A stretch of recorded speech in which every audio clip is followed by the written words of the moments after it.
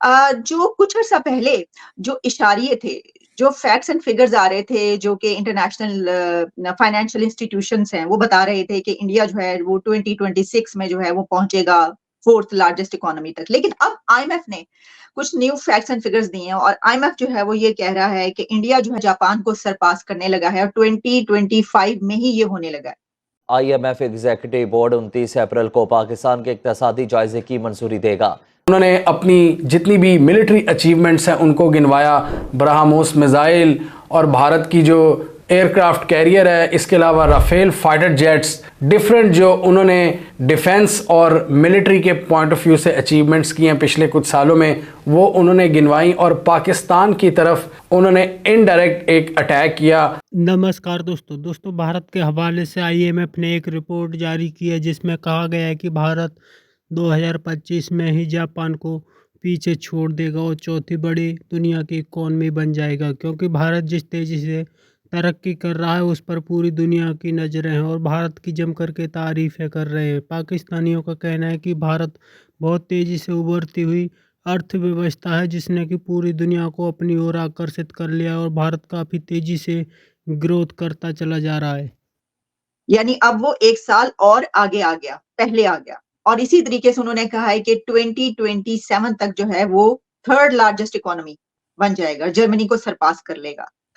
तो डॉक्टर साहब ये फैक्ट्स एंड फिगर्स आप कैसे देख रहे हैं? एक मतलब एक ये एग्जाम्पल है, ना सिर्फ ये कि साउथ एशियन नेशंस के लिए बल्कि दुनिया के लिए कि कैसे तरक्की करके इतनी इस दौड़ में आप कैसे इस तरीके से आगे आते हैं। और दूसरी तरफ हम देख रहे हैं कि जो इंडिया का हमसाया मुल्क पाकिस्तान है, उसने आईएमएफ के लिए एक नई दरखास्त डाल दी है कि हमें एक नया प्लान चाहिए।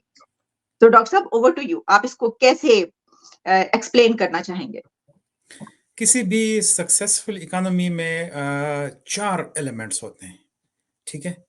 उसको कहते हैं लैंड, लेबर, कैपिटल और एंटरप्रेन्योरशिप।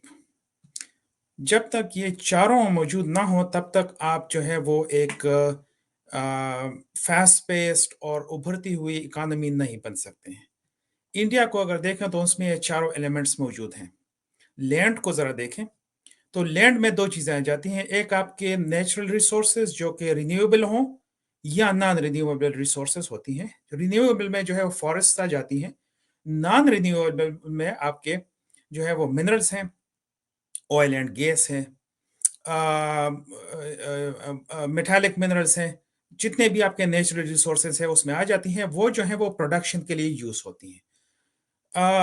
अगर थोड़ी देर में मैं कंपेयर करके आपको बता दूंगा कि इंडिया के पास जो है वो पाकिस्तान से ज़्यादा मिनरल रिसोर्सेज नहीं है, पाकिस्तान के पास ज़्यादा हैं। लेकिन और अगर आप जियोग्राफिकली कंपेयर करें दोनों ममालिक को तो इंडिया जो है वो 7th लार्जेस्ट कंट्री है जियोग्राफी के लिहाज से। पाकिस्तान जो है वो 34th लार्जेस्ट कंट्री है जियोग्राफी के लिहाज से, और इसके बावजूद पाकिस्तान के पास मिनरल रिसोर्सेज ज़्यादा हैं। दूसरा जो फैक्टर है वो है आपका लेबर का। लेबर में जो है वो आपका ह्यूमन कैपिटल आ जाता है। ह्यूमन कैपिटल में जो है आपके कितने स्किल्ड वर्कर्स हैं, उनकी ट्रेनिंग क्या है, उनका नॉलेज बेस क्या है, वो सारी चीजें उसमें आ जाती हैं, उसको ह्यूमन कैपिटल कहते हैं। थर्ड जो है वो आपका एक्चुअल कैपिटल है। Capital is not money, capital is different than money. अगर दोनों ममालिक को कंपेयर कर लें तो पाकिस्तान के लोगों के पास बहुत ज्यादा पैसे हैं एक्चुअली। मतलब पाकिस्तान का जो जो स्टेट है वो मतलब अपने आप को गरीब जाहिर करता है, लेकिन लोगों के पास बहुत ज्यादा पैसे हैं। लेकिन अगर उसके मुकाबले में आप इंडिया को देखें तो तकरीबन जो जीडीपी जो आपका जो वो है वो उसमें कोई खास फर्क नहीं है, तकरीबन $2,000-1,500 पर ईयर है, तो इसमें कोई ज्यादा फर्क नहीं है साउथ एशियन कंट्रीज में। लेकिन वहां पर जो है वो चूंकि उनके 2 चीजें ऑलरेडी मौजूद हैं, उनका लेबर है, उनका कैपिटल है, वो उनको करके वो जो है बहुत ज्यादा प्रोडक्शन कर रहे हैं। जो भी आपके बड़े जिससे आप प्रोडक्शन करते हैं उसको जो है उसको कैपिटल गुड्स कहते हैं, जिससे आप चीजों को प्रोड्यूस करते हैं, ठीक है। अब अगर उसको कंपेयर कर लें तो फिर कोई कंपैरिजन है ही नहीं पाकिस्तान और इंडिया के दरमियान, क्योंकि इंडिया में जो है ना आप जरा देखें कि कितनी इंडस्ट्रियलाइजेशन हो रही है, वहां पे कितने मोटरवेज बन रहे हैं, उनके जरा रेल नेटवर्क को जरा चेक कर लें। पाकिस्तान में 1 मील भी ज्यादा जो है वो रेल नेटवर्क नहीं बना है। वहां पे आप जरा कंपेयर कर लें कि कितने उन्होंने बनाए हुए हैं, कितने उनके फास्ट जो हैं वो कम्युनिकेशंस हो रही हैं, वो सब कुछ। फिर ज़रा उनके एयरलाइन इंडस्ट्री को देखें, वो सब कुछ आप देखें तो उससे मशीन्स को ज़रा देखें, जितनी भी आपके बड़े मशीन्स बनते हैं उनसे आप प्रोडक्शन करते हैं। तो एक तरफ जो है वो कंज्यूमर गुड्स होती हैं, दूसरी तरफ जो है वो प्रोडक्शन गुड्स होती हैं। तो इंडिया जो है it's very good in the production goods, जो कि आपका एक्चुअल कैपिटल है। और जो फोर्थ चीज है वो है एंटरप्रेन्योरशिप। अब एंटरप्रेन्योरशिप है क्या? बेसिकली ये आपके जो जितने भी आपके लोग हैं, ठीक है, चाहे वो गवर्नमेंट में हो, चाहे वो नॉन गवर्नमेंट में हो, चाहे प्राइवेट सेक्टर में हो, जहां पर भी हो, वो इन तीनों जो फैक्टर्स हैं उनको वो कंबाइन करते हैं और इनसे वो प्रोडक्टिविटी जो है वो बनाते हैं। ठीक है, जब तक ये एंटरप्रेन्योरशिप मौजूद ना हो, तब तक इवन अगर ये तीन चीजें भी आपके पास मौजूद हों, तब तक आपकी इकोनॉमी जो है वो आगे नहीं बढ़ सकती है। वहां पे जरा आप वुमेन एंटरप्रेन्योरशिप को जरा देख लें इंडिया में, उनके अपने जो है वो छोटे छोटे उन्होंने जो है वो आउटलेट्स खोली हुई हैं और इससे वो जो है वो प्रोडक्शन कर रही हैं और इससे वो पैसे बना रहे हैं। इसी तरह से पैसा जो है वो बाहर से आ रहा है, पूरी दुनिया से जो है वो पैसा आ रहा है इंडिया के अंदर। ठीक है, इसी तरह से आप कैपिटल जनरेट करते हैं, जिसकी मुझे ज्यादा समझ नहीं आती है एक्चुअली इकोनॉमी की, लेकिन जो बेसिक जो एलिमेंट्स होती हैं उसकी मुझे थोड़ी सी समझ आती है। ठीक है, तो उसके मुताबिक अगर आप देख लें तो वो इन सारी चीजों को कंबाइन करके जो मोदी गवर्नमेंट ने पिछले 10 साल में उन्होंने मतलब इकोनॉमी को मेरे ख्याल में बहुत ज्यादा लो थी इंडियन इकोनॉमी को, अब 5वें नंबर पर लेके आए हैं।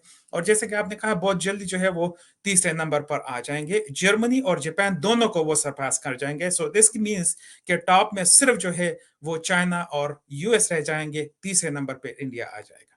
So that's a huge achievement actually of the Modi government कि उन्होंने किस तरह से इन चीजों को मैनेज किया है, किस तरह इन चीजों को, क्योंकि ये एलिमेंट्स पहले भी मौजूद थी, लेकिन इस गवर्नमेंट ने उसको इस तरह से मतलब फैसिलिटेट किया है और रेड टेपिज्म को कम किया है और बाकी चीजों को इस तरह से फैसिलिटेट किया है कि ये सारी चीजें मिलके एक प्रोडक्टिविटी की शक्ल में इस वक्त हम देख रहे हैं। और उसी की वजह से आईएमएफ जो है इट हैज टू रिवाइज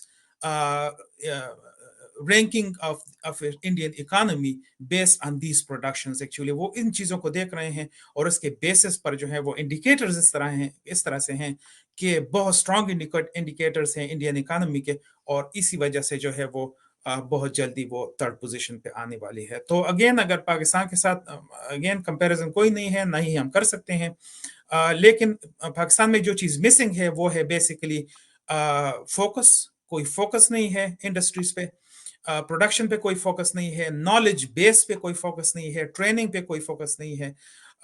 सब कुछ जो है वो अगेन वो सिक्योरिटी पे सब कुछ फोकस सारे का सारा जो है वो एक सिक्योरिटी स्टेट की, यही बेसिकली फोकस। उन्होंने कहा कि एक मुल्क हमारा पड़ोसी हमसाया जो कभी आतंकवाद भेजा करता था, अब उसके लोग आटे की लाइनों में लगे हुए हैं और उनका बुरा हाल है।